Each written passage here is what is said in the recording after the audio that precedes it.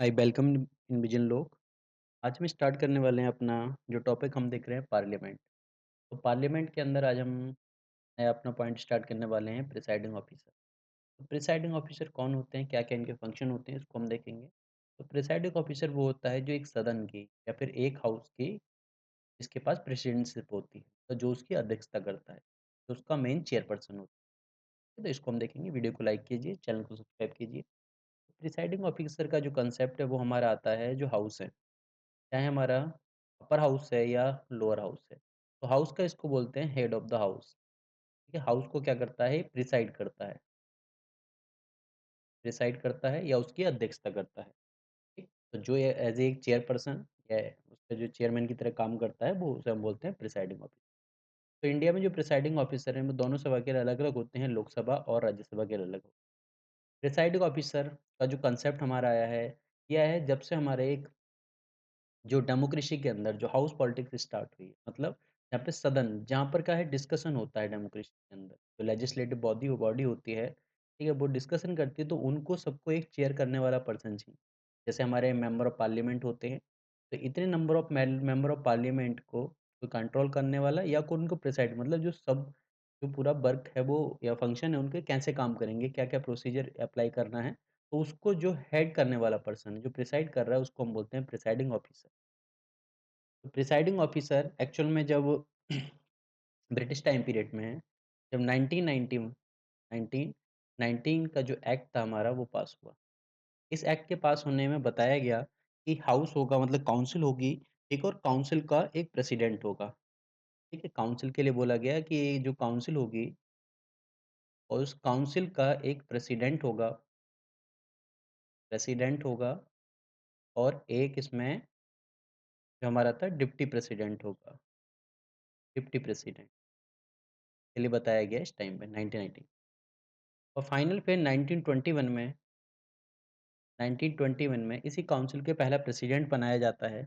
इनको स्पीकर भी बोलते थे हम, स्पीकर भी बोलते हैं, इनको हम क्या है डिप्टी स्पीकर बोल सकते हैं। ठीक है? तो पहला जो स्पीकर बनाया गया था, स्पीकर बोल सकते हैं हम इसी को, तो स्पीकर बनाया गया था, वो बनाया गया था फ्रेडरिक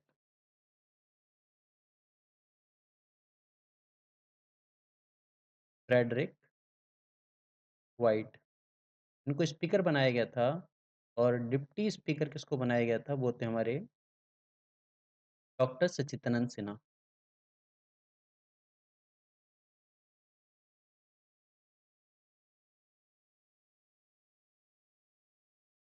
डॉक्टर सच्चिदानंद सिन्हा को फर्स्ट स्पीकर को डिप्टी स्पीकर बनाया गया था, और स्पीकर बनाया गया था फ्रेडरिक व्हाइट को, सबसे पहले जो काउंसिल हुआ करती थी उस टाइम में उसको प्रिसाइड करने के लिए।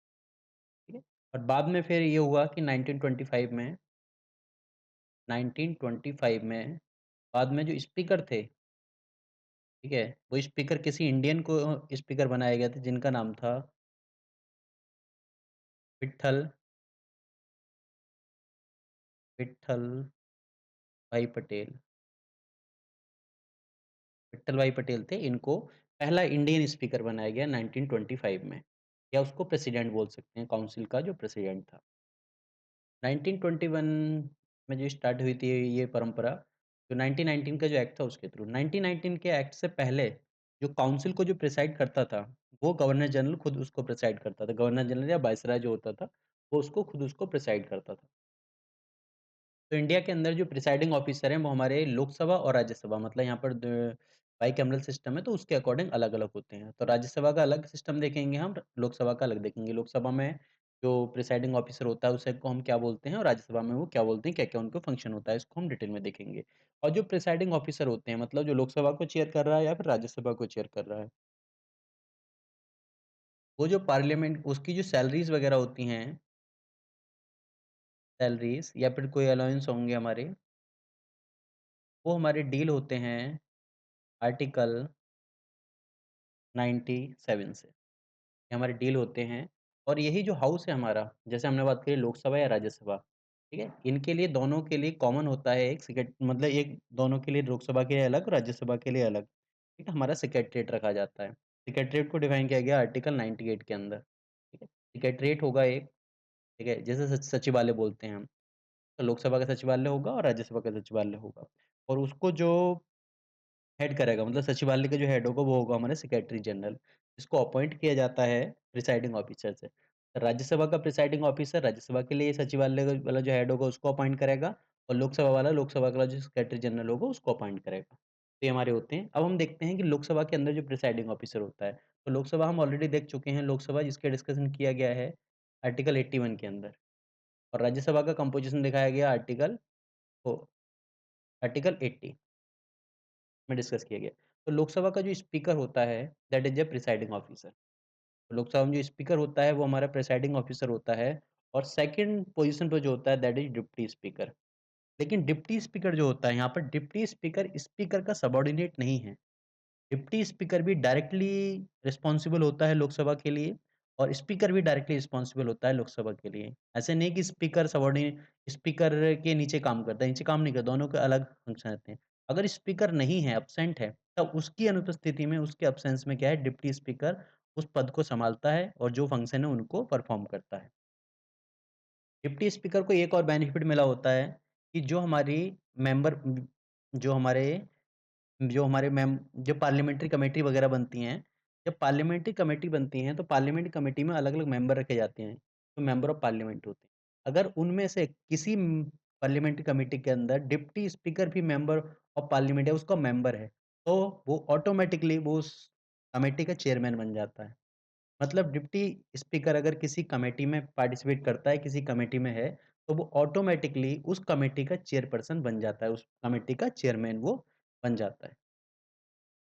तो लोकसभा के अंदर जो स्पीकर होता है, डिप्टी की स्पीकर होता है, वो खुद लोकसभा के मेंबर होते हैं। जो मेंबर ऑफ पार्लियामेंट होते हैं, वही क्या है हमारे स्पीकर या डिप्टी के स्पीकर बनते हैं। ठीक है? तो जो पहला जो फर्स्ट स्पीकर है हमारा, फर्स्ट स्पीकर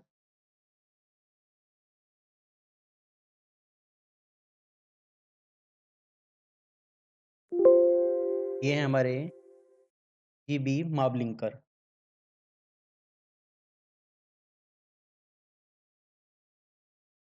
और जो डिप्टी स्पीकर हैं पहले हमारे डिप्टी स्पीकर थे, जो फर्स्ट वो थे हमारे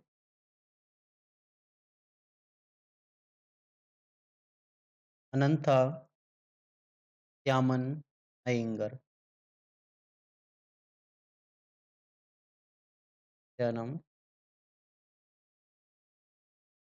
अय्यंगार। ये हमारे फर्स्ट स्पीकर जीबी मावलंकर और फर्स्ट डिप्टी स्पीकर थे अनंता श्यामन अय्यंगार।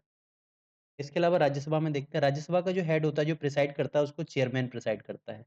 हाँ, ये जो चेयरमैन होता है, चेयरमैन आर्टिकल 64 के according automatically x officio chairman होता है, जो वाइस प्रेसिडेंट होता है। मतलब चेयरमैन को अलग से कोई नहीं चुना जाता। जो वाइस प्रेसिडेंट होगा, वही आर्टिकल 64 के अकॉर्डिंग क्या होगा, एक्स ऑफिसो चेयरमैन होगा राज्यसभा का। इसके अलावा इसमें एक डिप्टी चेयरमैन भी होता है, ठीक है? डिप्टी चेयरमैन होता है वाइस प्रेसिडेंट है ये। डिप्टी चेयरमैन होता है, तो डिप्टी चेयरमैन का जो काम होता है वो भी यही होता है कि वो डायरेक्टली राज्यसभा के लिए रिस्पॉन्सिबल होता है, ठीक है? वो जो चेयरमैन है उसका कोई सबॉर्डिनेट की तरह काम नहीं करता है। अगर आज के टाइम में बात करें तो चेयरमैन तो जो हमारे वाइस प्रेसिडेंट हैं, वाइस प्रेसिडेंट जो हैं जगदीप धनखड़ वो हमारे चेयरमैन हैं और डिप्टी चेयरमैन हमारे जो बिहार के सांसद हैं, हरिवंश नारायण सिंह। हमारे हरिवंश नारायण सिंह जो हैं डिप्टी चेयरमैन हैं राज्यसभा के। इसके अलावा जो स्पीकर हैं, स्पीकर जो हैं वो ओम बिरला, करंट आज स्पीकर हैं, करंट में ओम बिरला स्पीकर हैं लोकसभा के। हम इसको आगे डिटेल में देखते हैं कि क्या-क्या फंक्शनिंग होती है, हम फंक्शनिंग देखेंगे। उससे पहले प्रिसाइडिंग ऑफिसर का एक एग्ज़ाम्पल दे देता हूँ कि प्रिसाइडिंग ऑफिसर ये है कि नंबर ऑफ मेंबर हमारे ये बैठे हुए हैं, नंबर ऑफ मेंबर हमारे ये बैठे हुए हैं, यहाँ पर कुछ ना कुछ डिस्कशन चल रहा है किसी भी मुद्दे के ऊपर। तो उसमें किस टाइप से हम प्रोसेसिंग करेंगे, उसको किस टाइम से प्रोसेस करेंगे, ठीक है? क्या कब बोलना है, किसको कब मौका मिले, उन्हीं में से किसी एक मेंबर को अपना हेड चुन लिया जाता है। यही हमारा हेड होता है प्रिसाइडिंग ऑफिसर। प्रिसाइडिंग ऑफिसर यही हमारा हेड होता है इनका, ठीक है? जैसे क्लास में एक मॉनिटर होता है, उस टाइप से हम इसको बोल सकते हैं प्रिसाइडिंग ऑफिसर को। लेकिन उसके पावर वगैरह फंक्शन सब अलग होते हैं। पहले हम देखते हैं डिप्टी स्पीकर या स्पीकर। तो स्पीकर या डिप्टी स्पीकर जो हमारे ये लोकसभा का प्रिसाइडिंग ऑफिसर होता है। लोकसभा जिसको हम लोअर हाउस भी बोलते हैं या काउंसिल ऑफ पीपल बोलते हैं। तो स्पीकर और डिप्टी स्पीकर जो डायरेक्टली लोकसभा से इलेक्ट होते हैं, मतलब लोकसभा के जो मेंबर होते हैं, स्पीकर या डिप्टी स्पीकर वही हो सकता है जो उस टाइम में लोकसभा का मेंबर हो। ऐसा कोई पर्सन जो उस हाउस का मेंबर नहीं है, वो स्पीकर डिप्टी स्पीकर नहीं बन सकता। तो स्पीकर या डिप्टी जो इलेक्ट होते हैं, वो लोकसभा से ही होते हैं, उन्हीं अपने मेंबर से बीच में से ही कोई पर्सन इलेक्ट होता है लोकसभा या राज्यसभा के अंदर भी हम देखेंगे इस चीज़ को, तो वही इलेक्ट होता है। और इसके लिए हमारा कॉन्स्टिट्यूशन के अंदर आर्टिकल मेंशन है, आर्टिकल 93। 93 बताता है कि हाउस के अंदर जो लोकसभा के अंदर स्पीकर, डिप्टी स्पीकर होगा, हाउस ऑफ पीपल के अंदर, ठीक है? तो स्पीकर को इलेक्ट किया जाता है और स्पीकर का जो डेट ऑफ इलेक्शन होता है, इलेक्शन कब होगा, स्पीकर को इलेक्ट करने का जो डेट है वो फिक्स करता है प्रेसिडेंट। और एक बार जब स्पीकर बन जाता है, तब स्पीकर जो डिप्टी स्पीकर का डेट ऑफ इलेक्शन को फिक्स करता है। ठीक है? मतलब पहले जो प्रेसिडेंट इलेक्शन की डेट डिसाइड करेगा कि स्पीकर को कब चुना जाना है, जो स्पीकर बन जाएगा तो स्पीकर डिसाइड करेगा कि अब डिप्टी स्पीकर कब बनना है। स्पीकर या डिप्टी स्पीकर का जो कार्यकाल है, जो टर्म जब तक ही रहता है, जब तक वो मेंबर ऑफ पार्लियामेंट रहते हैं। मतलब जब तक हाउस रहता है, तब तक ही वो स्पीकर या डिप्टी स्पीकर के पद पर रहते हैं। अगर किसी वजह से स्पीकर या डिप्टी स्पीकर का पद खाली हो जाता है, तो किसी नए मेंबर को इलेक्ट कर दिया जाता है, स्पीकर या डिप्टी स्पीकर बना दिया जाता है। और ये जब तक स्पीकर रह सकते हैं या डिप्टी स्पीकर, जब तक हमारी लोकसभा का टाइम पीरियड रहेगा, लोकसभा का कार्यकाल जब तक रहेगा, तब तक ये स्पीकर या डिप्टी स्पीकर रह सकते हैं। नेक्स्ट हम देखते हैं कि ऑफिस ऑफ स्पीकर और डिप्टी स्पीकर जो खाली हो जाता है, मतलब जो इसमें जो वैकेंसी क्रिएट हो जाती है, ठीक है? तो ऑफिस जो खाली हो जाता है, उसके पीछे क्या रीज़न है? तो ये हमारा मेंशन किया गया है आर्टिकल 94 के अंदर, इसमें बताया गया है कि क्या-क्या कंडीशन है, जब हमारा ऑफिस ऑफ डिप्टी स्पीकर है, स्पीकर जो है वैकेंट हो जाएगा। तो इसमें सबसे पहली कंडीशन आती है, मैं स्पीकर और डिप्टी स्पीकर दोनों का एक साथ लेके चल रहा हूँ। तो स्पीकर या डिप्टी स्पीकर दोनों के लिए आती है कि कंडीशन, अगर उसका जो राइट है ceases to be a member of Lok Sabha, Lok Sabha का जो मेंबर बनने का उसका जो राइट है वही सीज़ हो जाता है। मतलब अगर वो किसी वजह से लोकसभा का मेंबर ही नहीं रहता, तो वो स्पीकर या डिप्टी स्पीकर भी ऑटोमैटिकली नहीं रहेगा। ठीक है, अगली चीज़, अगर वो रिज़ाइन दे देता है, अगर राइटिंग में रिज़ाइन दे देता है, अगर स्पीकर है अगर स्पीकर है तो स्पीकर रिज़ाइन देगा डिप्टी स्पीकर को, और अगर डिप्टी स्पीकर है तो वो रिज़ाइन देगा स्पीकर को। मतलब दोनों आपस में रिज़ाइन देते हैं। अगर स्पीकर स्पीकर को रिज़ाइन देना होगा तो डिप्टी स्पीकर को देगा, डिप्टी स्पीकर को रिज़ाइन देना होगा तो वो स्पीकर को देगा। तो रिज़ाइन की वज़ह से भी इनका जो ऑफ़िस है वो वैकेंट हो सकता है। अगली चीज़ आती है रिमूव बाय रिज़ॉल्यूशन। अगर हाउस के अंदर कोई रिज़ॉल्यूशन पास करके, रिज़ॉल्यूशन लाके उसको हटा दिया जाता है, तब भी हमारा ऑफ़िस क्या होगा, ऑफ़िस ऑफ स्पीकर और डिप्टी स्पीकर क्या होगा, वैकेंट हो जाएगा। तो जो रिज़ॉल्यूशन प्रोसेस है स्पीकर या डिप्टी स्पीकर को हटाने का, रिमूव करने का, उसके लिए सबसे पहले ये करना पड़ता है कि अगर हमें कोई रिज़ॉल्यूशन लाना है, ठीक है, स्पीकर या डिप्टी स्पीकर को हटाने के लिए, तो सबसे पहले 14 डे का एडवांस नोटिस देना पड़ेगा। इसके लिए स्पीकर के लिए नोटिस स्पीकर को अगर हटाना है तो स्पीकर को हमें 14 डे का एडवांस नोटिस देना पड़ेगा कि हम आपके खिलाफ इस वजह से क्या है जो रिज़ॉल्यूशन ला रहे हैं आपको हटाने के लिए, ठीक है? 14 डे का एडवांस नोटिस देना पड़ेगा और नोटिस देने के बाद में 14 डे के बाद में क्या होगा हमारे यहाँ पे, उसको रिज़ॉल्यूशन को पास किया जाएगा majority of all then member of Lok Sabha. मतलब जितने मेंबर उस टाइम हैं लोकसभा के अंदर, चाहे वो प्रेज़ेंट है या नहीं है, ठीक है? मतलब जितने मेंबर एग्ज़िस्ट करते हैं उस टाइम में, ठीक है? मतलब यहाँ पर वैकेंसी नहीं हो, नो वैकेंसी, जो हमारी सीटें वैकेंट होती हैं, यहाँ पर वैकेंसी काउंट नहीं होती हैं। ठीक है? वैकेंसी के अलावा जितने मेंबर ऑलरेडी बने हुए हैं, वो चाहे उस टाइम में प्रेज़ेंट है या नहीं है, उसकी मेजॉरिटी के अकॉर्डिंग क्या होता है, वो लोकसभा के अंदर वो चीज़ पास कराई जाती है। तो इसको हम बोलते हैं, इस मेजॉरिटी को बोला जाता है इफेक्टिव मेजॉरिटी, इफेक्टिव मेजॉरिटी इसको बोला जाता है। और जैसे ही ये मेजॉरिटी से पास हो जाएगा इफेक्टिव मेजॉरिटी से, तब वो क्या होगा, स्पीकर या डिप्टी स्पीकर अपने पद से हट जाएँगे। तो ये हमारा पूरा प्रोसेस है। अब जब अगर डिप्टी स्पीकर या स्पीकर अपने पद से हट गए, ठीक है? मान लो कि डिप्टी स्पीकर हट गया तो कोई दिक्कत नहीं है, अगर स्पीकर हट गया तब, ठीक है? स्पीकर अगर अपना पद छोड़ देता है, अगर ऑफिस ऑफ स्पीकर अगर वैकेंट हो जाता है, इसी वजह से हम रीज़न देख चुके हैं क्या-क्या रीज़न है हमारे। उनकी वजह से अगर वैकेंट हो जाता है, तो डिप्टी स्पीकर या कोई अदर पर्सन, ठीक है? कोई भी पर्सन हो सकता है, वो एक्ट करता है एज़ ए स्पीकर और स्पीकर की सारी ड्यूटी वो परफ़ॉर्म करता है। मतलब स्पीकर की तरह ही एक्ट करता है, स्पीकर के सारी उसके पास पावर आ जाती है। ठीक है? अकॉर्डिंग टू आर्टिकल 95, यहाँ पे बताया है कि अगर ऑफिस वैकेंट हो जाता है तो या तो डिप्टी स्पीकर या कोई अदर पर्सन क्या है स्पीकर का पद संभाल लेगा, ठीक है? With full power according to article 95। लेकिन इसमें कुछ कंडीशन दिए हैं कि जब हमारे रिज़ॉल्यूशन पास किया जा रहा है, मतलब रिज़ॉल्यूशन चल रहा है किसी को हटाने के लिए, स्पीकर को हटाने के लिए, डिप्टी स्पीकर को हटाने के लिए, ठीक है? अगर अंडर कंसिडरेशन ऑफ हाउस है, तो हमारी क्या कंडीशन रहेगी? तो आर्टिकल 96 उसमें बोलता है कि स्पीकर या deputy speaker can not preside at the sitting of house, ठीक है?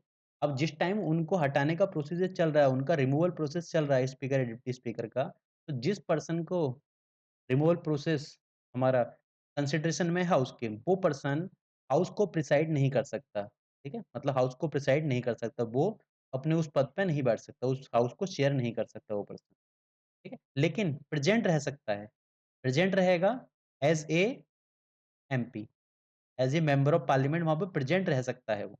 इसके अलावा कैन स्पीक बोल सकता है या अपने बचाव में कुछ कह सकता है, इसके अलावा take part in proceeding of house. ठीक, उस टाइम जो भी हाउस के अंदर प्रोसीडिंग चल रही है उसमें वो पार्ट ले सकता है। इसके अलावा vote in first instance first instance में मतलब पहली बार में क्या है वो वोट कर सकता है। फर्स्ट इंस्टेंस का मतलब ये होता है कि जो हमारे स्पीकर है, ठीक है? अब स्पीकर या डिप्टी स्पीकर दोनों के लिए देखते हैं। जो भी पर्सन चेयर कर रहा है, जो पर्सन चेयर कर रहा है उस टाइम उसके पास स्पीकर की पावर है, ठीक है? ये पर्सन चेयर कर रहा है, ठीक है? और इधर जो है मेंबर ऑफ पार्लियामेंट बैठते हैं। किसी चीज़ पर वोटिंग चल रही है, ठीक है?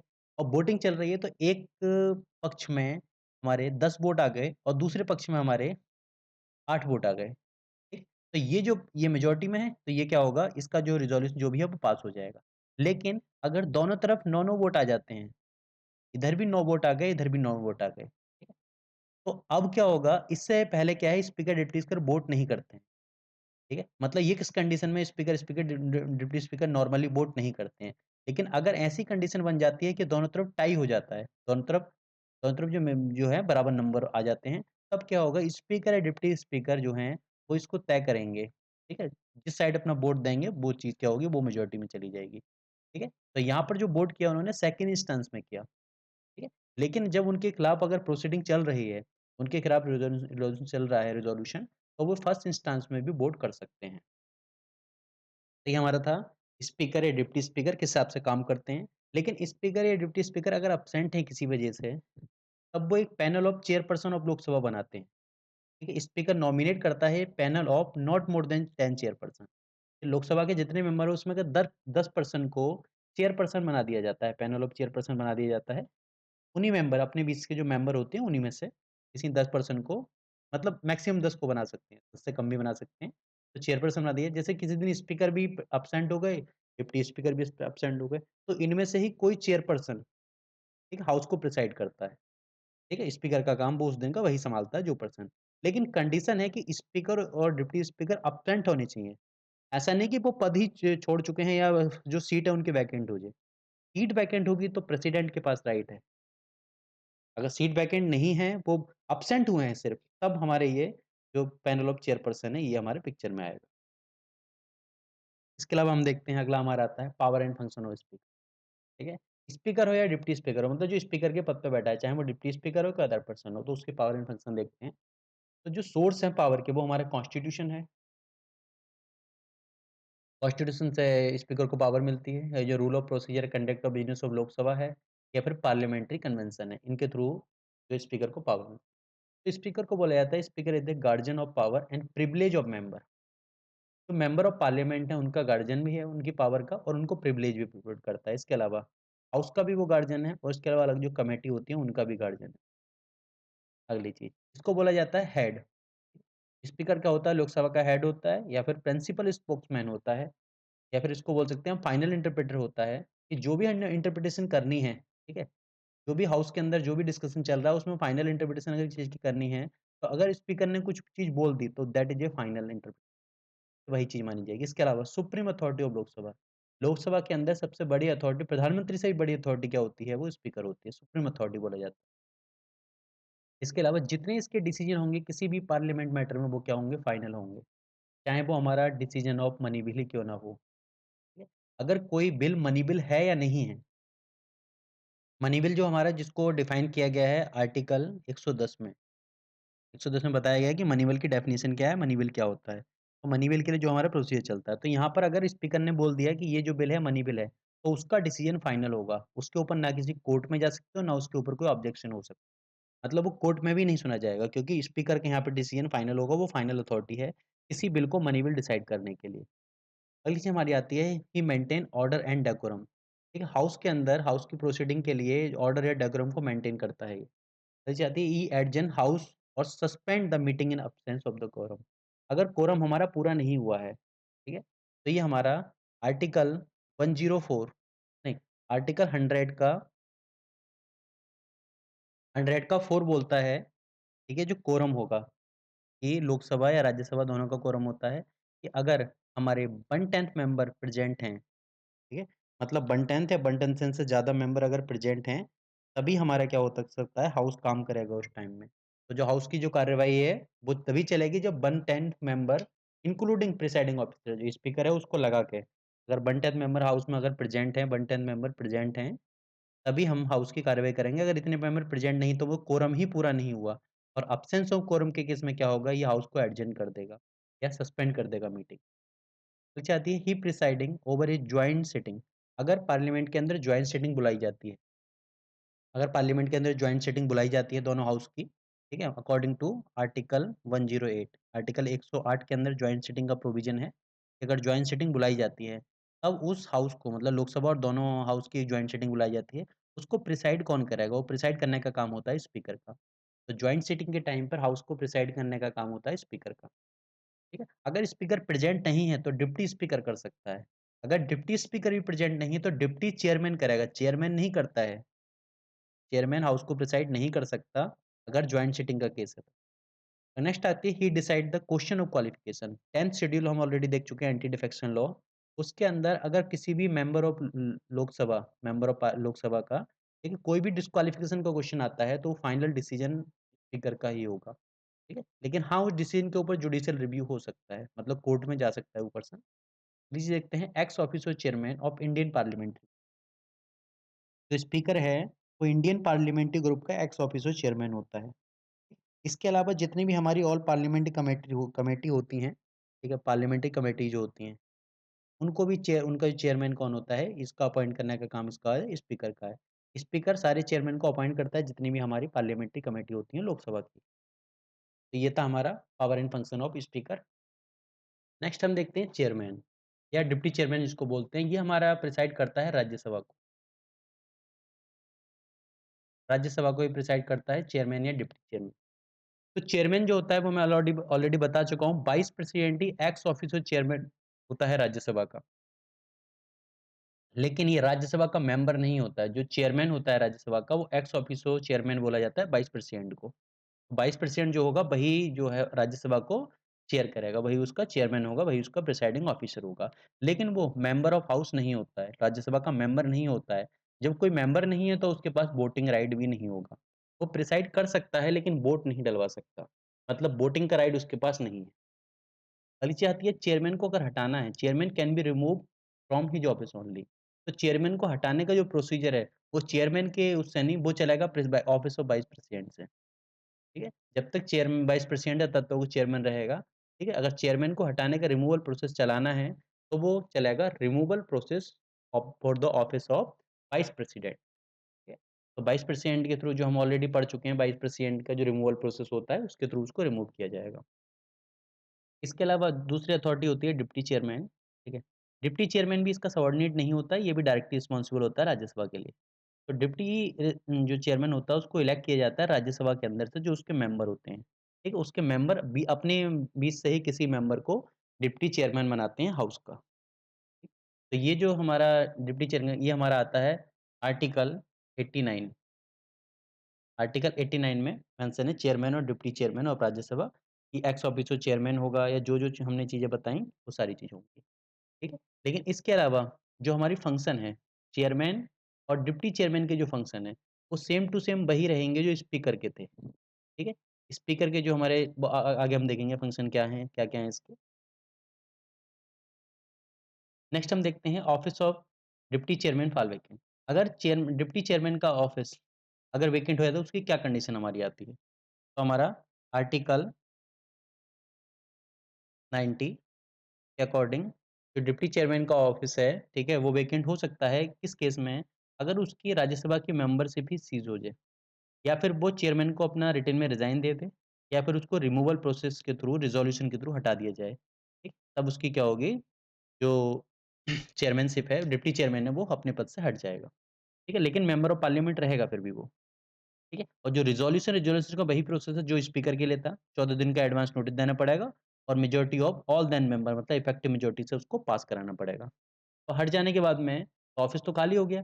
तो इ if office of chairman is vacant, अगर डिप्टी चेयरमैन का ऑफिस, ठीक है, खाली हो रहा है, तो उससे पहले हम देखते हैं अगर चेयरमैन का ऑफिस भी खाली हो जाता है, तो क्या होगा, डिप्टी चेयरमैन उस चीज़ को सँभाल लेगा। डिप्टी चेयरमैन के अलावा जो अदर पर्सन हैं, वो एक्ट करेंगे चेयरमैन और उसी की सारी ड्यूटी परफ़ॉर्म करते हैं वो, अकॉर्डिंग टू आर्टिकल 91 के अकॉर्डिंग जो डिप्टी चेयरमैन होगा या फिर जो अदर पर्सन होगा कोई, तो वो चेयरमैन की ड्यूटी को परफ़ॉर्म करेगा। अगर चेयरमैन भी हट जाता है और डिप्टी चेयरमैन दोनों पद खाली हो जाते हैं, तो कुछ किसी नए पर्सन को उसका हाउस का चेयरमैन बनाना पड़ेगा। ठीक? लेकिन जिस टाइम में रिमूवल प्रोसेस चल रहा है, अब रिमूवल प्रोसेस चेयरमैन का भी चल सकता है एज़ ए वाइस प्रेसिडेंट और डिप्टी चेयरमैन का भी चल सकता है। तो अगर दोनों में के किसी का भी रिज़ॉल्यूशन, जो रिमूवल प्रोसेस का रिज़ॉल्यूशन आया है हाउस के अंदर कंसिडरेशन में है, तो उस टाइम में चेयरमैन या डिप्टी चेयरमैन जो अपने हाउस के अंदर प्रिसाइड नहीं कर सकते, मतलब हाउस को प्रिसाइड नहीं कर सकते। ठीक है? ये हमारा मेंशन किया गया है आर्टिकल 92 में कि वो हाउस को प्रिसाइड नहीं कर सकते। लेकिन हाउस के अंदर बोल सकते हैं और पार्ट ले सकते हैं प्रोसीडिंग के अंदर। इसके अलावा वोट कर सकते हैं वो, वोट इन फर्स्ट इंस्टेंस, पहले इंस्टेंस में मतलब फर्स्ट इंस्टेंस में ही जो हमारा फर्स्ट इंस्टेंस आता है उसमें ही वोट कर सकते हैं। लेकिन वोट सिर्फ वही कर सकता है जो मेंबर ऑफ पार्लियामेंट, जो मेंबर है, मेंबरशिप कौन होता है? वो डिप्टी चेयरमैन मेंबर होता है। चेयरमैन या वाइस प्रेसिडेंट जो होता है वो मेंबर नहीं होता, तो वो वोट भी नहीं कर सकता। इसके अलावा हम देखते हैं panel of chairperson of Rajya Sabha, ठीक है? जिस टाइप से speaker chairperson of Lok Sabha nominate करता है, उस टाइप से चेयरमैन क्या होता है, वो पैनल ऑफ चेयरपर्सन नॉमिनेट करता है। अगर चेयरमैन या डिप्टी चेयरमैन दोनों अब्सेंट हैं, अब्सेंट के केस में, ठीक है, तो इनमें से कोई भी चेयरपर्सन क्या होगा, वो हाउस को प्रिसाइड कर सकता है। लेकिन वैकेंट नहीं होनी चाहिए सीट, सिर्फ अब्सेंट के केस में होगा। अगर आगे हम देखते हैं, नेक्स्ट हमारा आता है power and function of chairman. तो जो पावर एंड फंक्शन स्पीकर के थे, वही पावर एंड फंक्शन किसके हैं? चेयरमैन के हैं। बस 2 हमारे एक्सेप्शन आते हैं। पहला एक्सेप्शन आता है मनी बिल। मनी बिल का इसके पास कोई राइट नहीं होता है। मनी बिल का जो स्पेशल राइट है, वो सिर्फ़ स्पीकर के पास है। इसके अलावा जॉइंट सिटिंग के टाइम पर चेयरमैन का कोई काम नहीं होता है, कोई रोल नहीं होता। तो इन 2 के अलावा पावर एंड फंक्शन वही हैं, ठीक है? ये भी अब जो चेयरमैन होता है, वो प्रिसाइडिंग ऑफिसर होता है हाउस राज्यसभा का, तो वो हमारा गार्जियन होता है, guardian of power and privilege of member, house and it's committee. इसके अलावा राज्यसभा का हेड होता है, प्रिंसिपल स्पोक्समैन, जो final interpreter, supreme authority Rajya Sabha की होती है, जिसका इसका डिसीजन ही हमारा फाइनल होता है। उसी का काम है मेंटेन ऑर्डर एंड डेकोरम को, या उसी का काम है एब्सेंस ऑफ कोरम के अंदर जो है हाउस को एडजर्न कर देना, ठीक है? मतलब 1 10 से अगर कम है हमारे मेंबर प्रेजेंट हैं, तो उसको हाउस को एडजर्न कर देगा। He decide the question of disqualification, अगर 10th शेड्यूल के अंदर कोई डिस्क्वालिफिकेशन का क्वेश्चन जाता है, तो उसको डिसाइड करने का काम भी किसका है? चेयरमैन या डिप्टी चेयरमैन का। अगर हम देखते हैं appoint chairman of all parliament committee, Rajya Sabha की जो पार्लियामेंट्री कमेटी होती हैं, उनका चेयरमैन अपॉइंट करने का काम भी इसका आता है, हमारा चेयरमैन का आता है। तो ये थे हमारी power of chairman, speaker, deputy speaker, ठीक है? और हमने फाइनल डिप्टी चेयरमैन भी देख लिया। वीडियो को लाइक कीजिए, चैनल को सब्सक्राइब कीजिए। Thank you everyone.